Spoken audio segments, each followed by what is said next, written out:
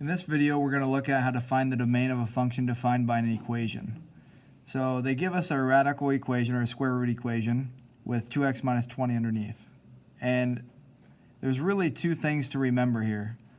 Rational functions, which are fractional functions, can't be divided by 0. And then radical functions, you can't take the square root or any even root of a negative and be in the real number system. So when we have this radical equation or the square root equation, we're really just worried about having this 2x minus 20 piece give us something that is either 0 or larger inside the square root so that we can actually get a range value.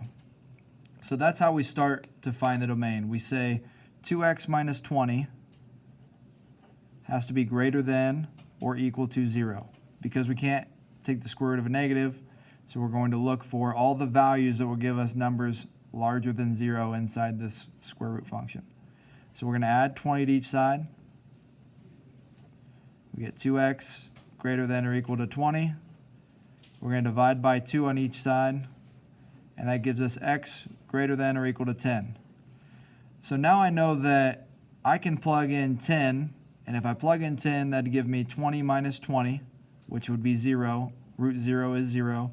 So 10 is the smallest number I can have, but any number larger than 10 can also be input into the function because I won't get a negative. I'll get something that's positive. So I need to write this inequality in interval notation. So 10 to infinity with a bracket on the 10, and this would be the domain of the function.